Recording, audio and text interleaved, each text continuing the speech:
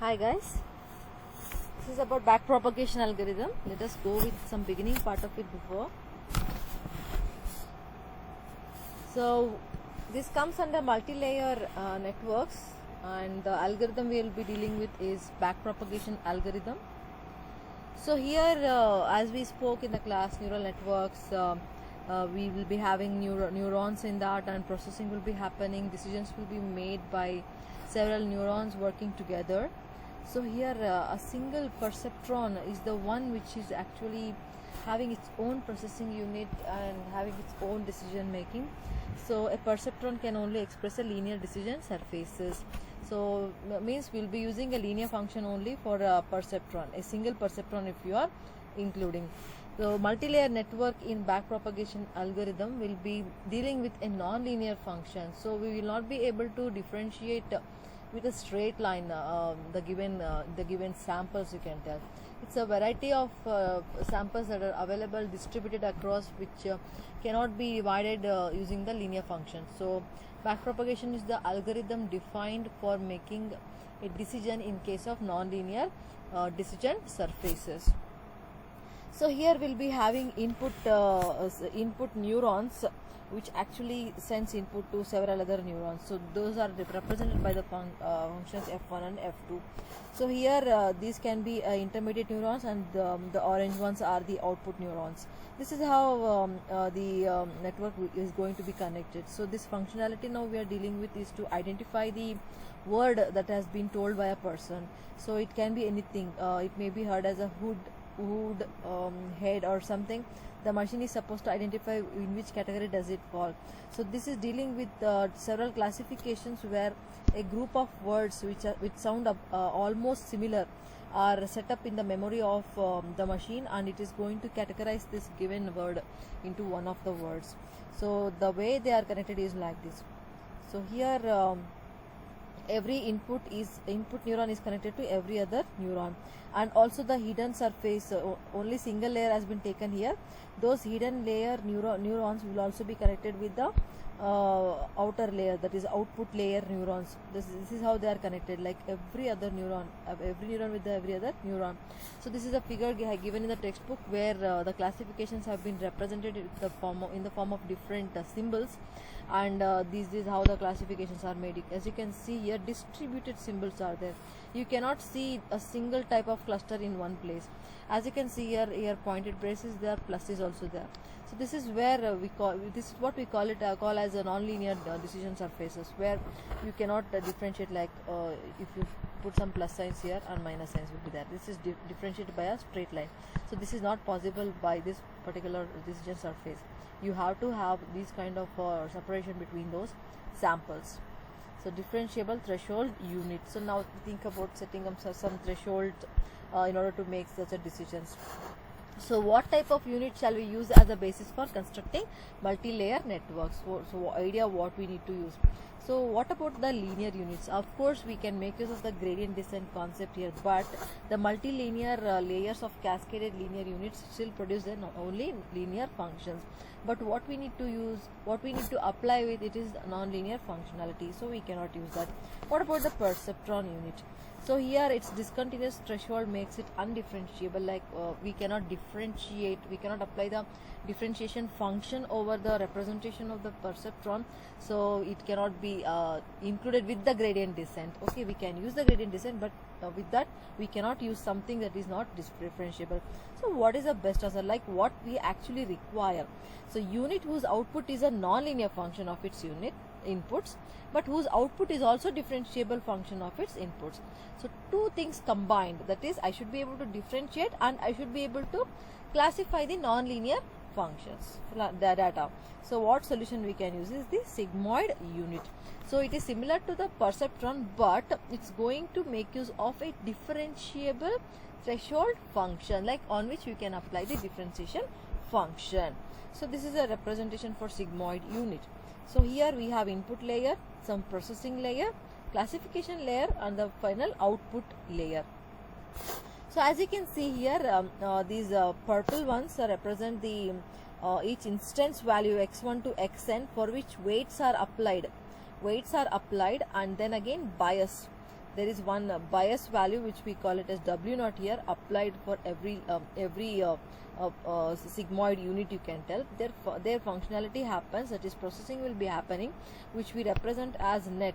Okay, that is represented by the linear function. So here Wixi is the format of linear function which we will be seeing in the first module. Okay, using that we will be applying the classification. So that's the graph representation here given, that is we are going to classify the non-linear functions. So that is done by the sigmoid function, that is sigmoid of net. What is net? This is the net output whatever we have calculated. And standard formula for a sigmoid function is this one, 1 divided by 1 plus e to the power minus net. So if you have sigmoid of something, it should be represented like this in case you need to substitute any expressions. So here this first computes the linear combination, then applies the threshold, that is for the classification. So whatever output we get is the continuous function of the given input, that is instances side whatever you are going to apply with the weights. So that is represented by the threshold output. The output is represented by the sigmoid function of W vector and X vector. We have written, right, Wi xi, it's nothing but vector of W values dot vector of X values, where we can represent it using the standard formula for sigmoid function. And the output ranges, whatever output we are getting, it will be ranging between 0 and 1. So here whatever value you give, no matter what value you give, it is going to be pushed upon the 0 to 1 range. So that's why we call it as a squashing function. Sigmoid function is called as squashing function. So if you are applying a derivation, because we told differentiation is required here, so if we are applying some differentiation, its derivative will be like this. So differentiating the sigmoid function, we should get this type of a representation. So this is also a standard formula for differentiating the sigmoid function. So whenever you find this type of expression, you are supposed to substitute by these values. So e to the power of minus y, that is the denominator term what you find here. So it is sometimes replaced by e to the power minus k dot y, where k is the positive constant, represents the steepness of the threshold. You'll be representing right like this or like this, something like this. Okay, the steepness of the function will be represented by k value. And sometimes tan h replaces the sigmoid function. So we can convert the function in terms of tans. So regarding backpropagation algorithm, this is what happens. Several neurons are there in the neural network, communicating with each other from one level to the other. As you can see, the flow here is going towards the right hand side and also coming backwards to the left hand side. That's what the backpropagation idea is about. In backpropagation, if you choose any layer, all the neurons are connected to one of the neurons in the next layer, like all the neurons to the other neurons. All the other neurons in the next level will be connected. So here, whenever something is passing from one side to the other, that is left hand to the right hand side, the weights will be applied for every attribute we are going to select. So here you can see weights are applied from one layer to the other, and they are going to be refreshed in our backpropagation algorithm. So for every attribute, we are going to apply the weights and then calculate at every neuron that is required for the processing. It's not like we are going to activate all the neurons in the next level, only selected neurons, whichever is feasible or consistent, such neurons will be activated.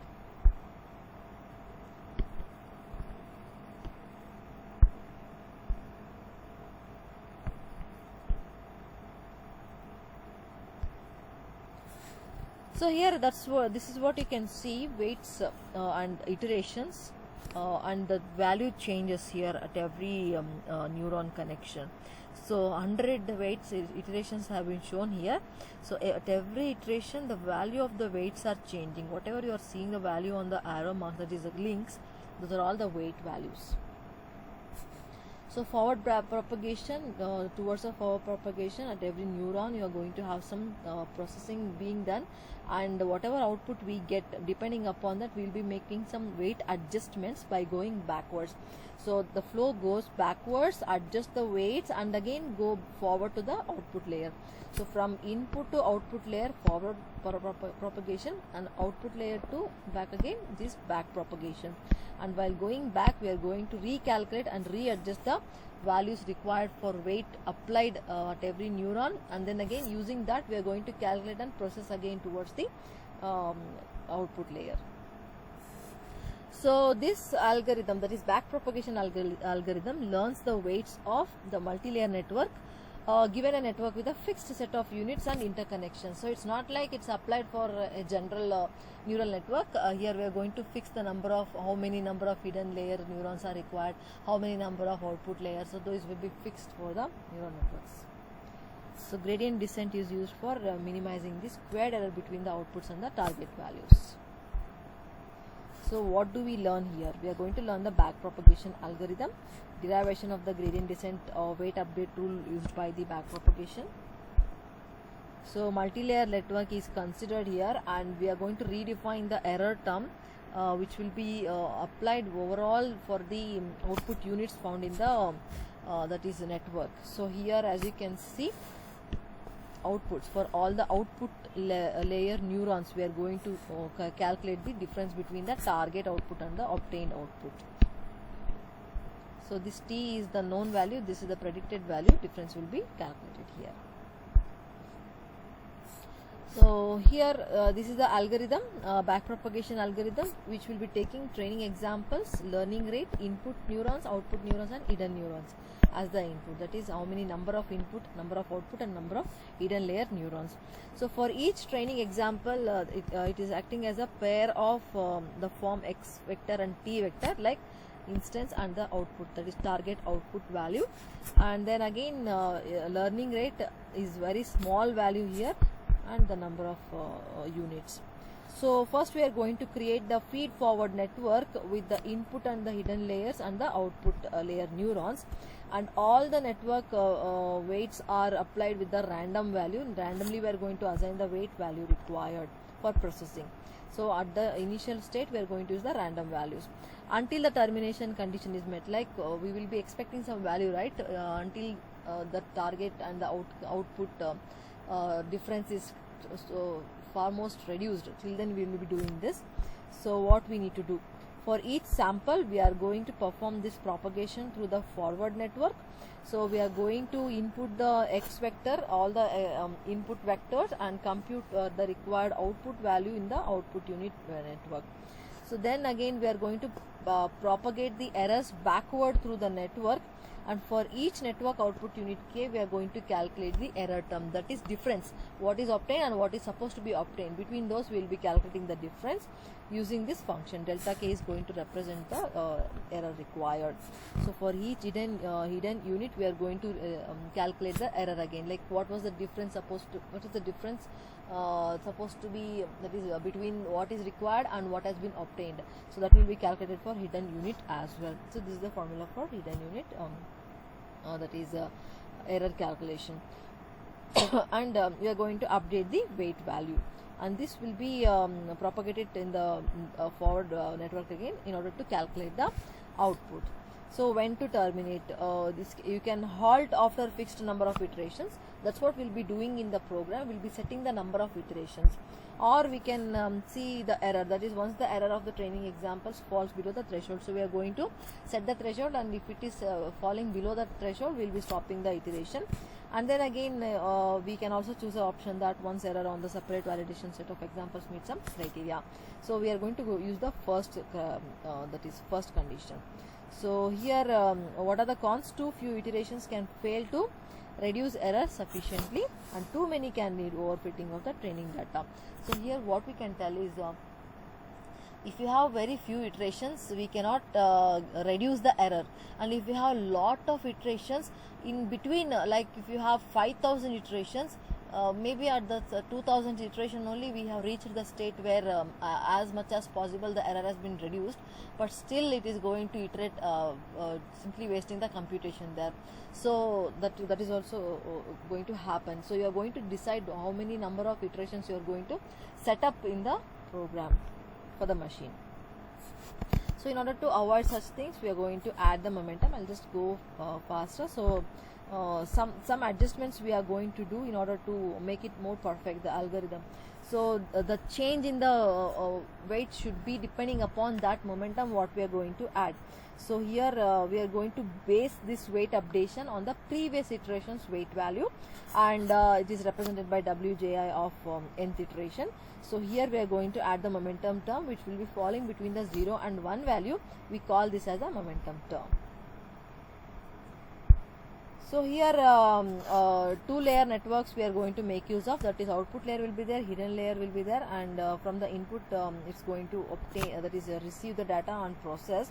So if we are successfully implementing this, it will be helpful for us to extend it to for any depth of a network. So here we are going to retain the update weight update rule, but change the process of computing delta values. That is nothing but we are going to make use of that momentum and update the values of weights, but how we are going to deal with the delta, that we will be changing the way of the output function computation. So general representation of any units delta is represented by delta R. Use delta values at next deeper layer. So next level means we are going to represent by m plus 1. M means current layer, m plus 1 means next layer. So here every delta function of a particular layer is based upon the deeper layer of the respective layer. So here what we used is uniform layered network, like one input output, then again hidden layer will be there, and processing from one end to the others. That is a general consideration we have done so far. So what if it is a non-uniform network, uniform layered network? So update the rule to consider immediate downstream units, like level wise you are going to represent means well and good. So you think that it is a network of nodes or neurons which are distributed across, and connectivity is most in a very different way.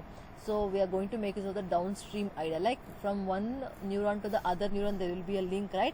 So we call that as a downstream. If a particular layer is receiving input from a layer, that layer is called as the downstream layer. So instead of writing that as over general consideration, we are going to represent them as a downstream of R. Units will be a downstream of R.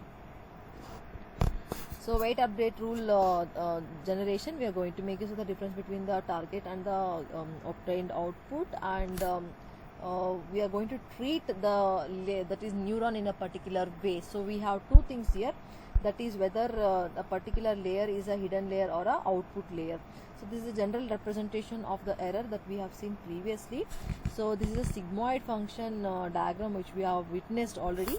The terms here are xji. If we are representing it as xji, means from ith input to unit j. So like this, ji means from I to j we are going to have a input. Then wji means weight from that ith to jth unit, and net j is nothing but weighted sum for input unit j, that is sum it is, so spelling mistake, typing mistake. So weighted sum for input j. Then oj is the output computed for the current layer, that is in output layer for output j, and target output for the jth unit. And sigmoid is the sigmoid function. Outputs are the set of units in the output layer, and downstream of j, as we all know, whose immediate inputs include the output of unit j. So here next layer, whichever is receiving input from you, current layer is jth layer, right? Whichever layer is receiving input from j means those are called as the downstream. So using this the current representation of delta wji, we will be proceeding towards obtaining of the backpropagation rule. We will be making use of the chain rule here, and how the neurons influence the network. So weights wji is going to influence the rest of the network only through the net j. That is, see here in the diagram you can see net j is nothing but what? Terms used by calculated by the w and x. So w is able to influence the network only through the that is net j function. So we are going to use the chain rule with the help of the net j, and here net j is nothing but wxi, right? So here net by w means we will be getting x value. So that's what it is representing here, that is xji, and we need to know what this particular term is. So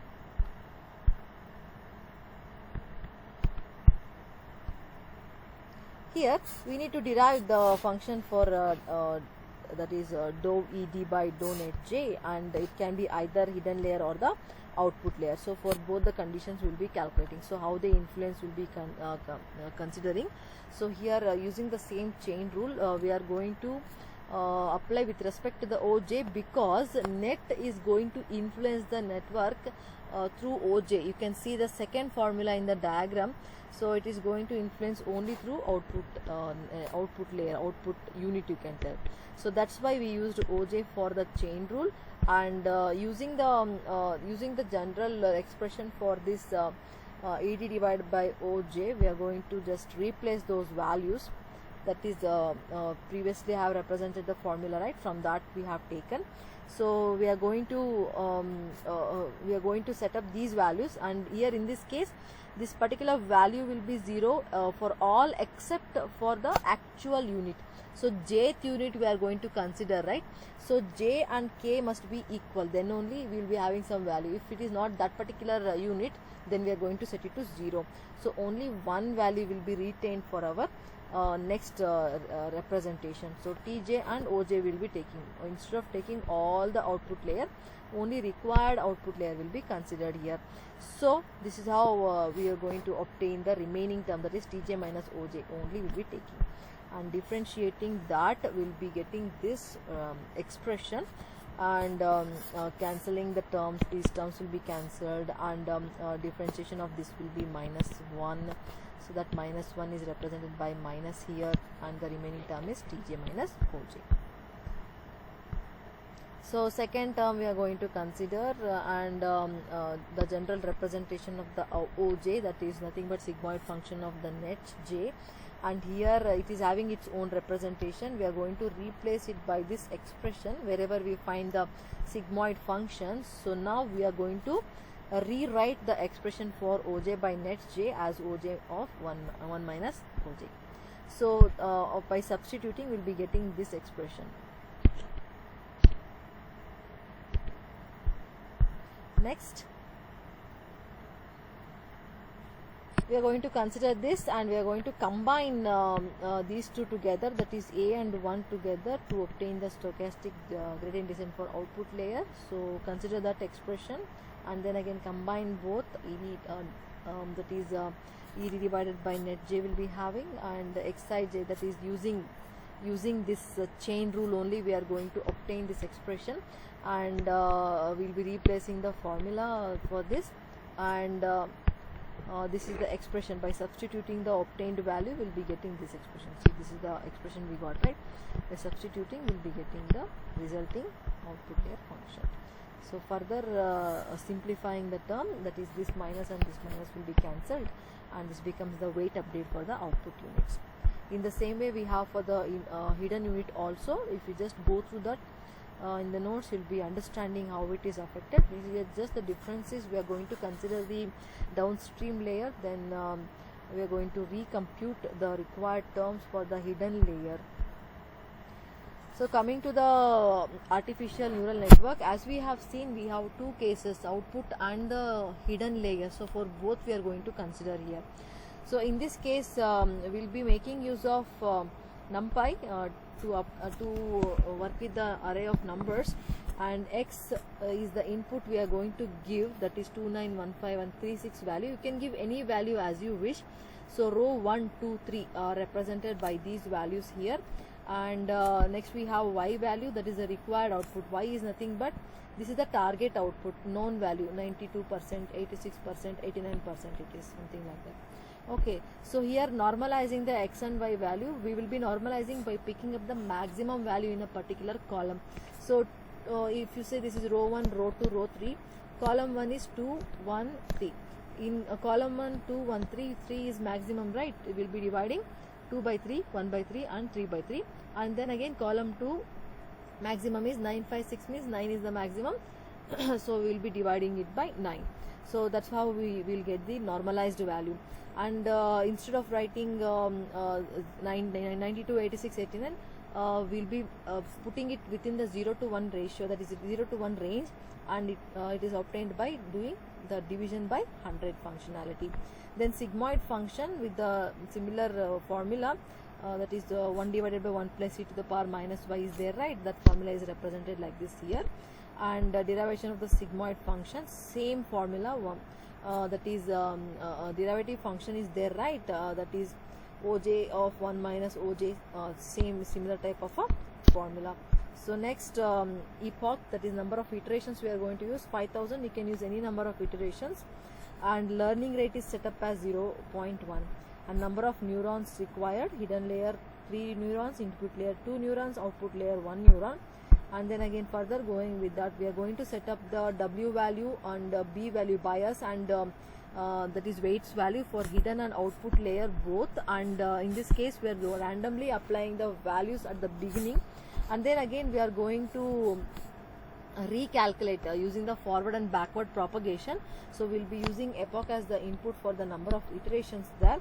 Forward back propagation, so this forward propagation is going to make use of, that is going to recalculate the required weights and bias values. So hidden input value is recomputed, and then again activation function is applied, and then again what is the output we are going to calculate, and required activation functions for the output layer is obtained by the sigmoid function. And then again we are going to reapply the values for the weights and these ones. So how do we do that? By knowing the differences between the obtained value and the existing value. So that is by doing the error calculation. So error at the output and also error at the hidden layer will be calculated. EO and EH represents the respective error at the output and hidden layer. Then again using that value we are going to calculate the gradient required over the output and the hidden layer, and then again we will be applying that value for the updation of the weights. So this is where we are going to update the weight value. W out and WH is nothing but the updated weight value, and then again we are going to have the forward propagation. Then again recalculate and update the value. Or at the end we are going to print the input, actual output and predicted output. So not only this, we go to the trace of the program. So here this function has been given and several values I have printed here. So we have seen how the program is designed. So coming to the output, as you can see here, this is the input we have given, and after giving the input we are normalizing, right? This is where we are normalizing. So by dividing it by the maximum of 3 among the columns. So first 2, 1, 3 is divided by the 3 value, 9, 5, 6 is divided by the 9 value, and this will be the normalized value of x. And normalizing y is done by dividing by 100, and obtained value is this one. Okay, initially randomly we applied WH values, right? These are the random values: initial WH, initial BH, and initial W out, initial B out. So initially applying the values, this is obtained randomly, and using that we'll be getting the bias and weight value output, which are extracted, output of the weights and bias. Then input for the hidden layer, then after updation, then hidden layer activation function, output 1 and updated output 1. Next output in the first iteration. I have taken it only for the one of the iterations. So output of the first iteration. So using this we have already obtained the value, right? That is 0.92. These values are the actual required output and what output we obtained. Okay, like this several iterations will be done, and using which at every iteration some error value will be calculated like this. So error value at the output layer, error value at the hidden layer will be calculated, and respectively it's going to update the weights value required for the output and the hidden layer. So these are the weight values required. So then after updating, once again we'll be getting some set of outputs. It goes on for several number of iterations. At the end, after 5000 iterations, we are going to get these output: input, actual function, and predicted actual output and predicted output. So as you can see, after 5000 iterations also, it did not change much with this. Okay, it depends upon learning rate. Again, if you readjust the learning rate, it may be changing the percentages also. So you can check with 10,000 iteration also. If it is not changing, then it means that 5000 is also a correct value. So that's it about the backpropagation algorithm idea.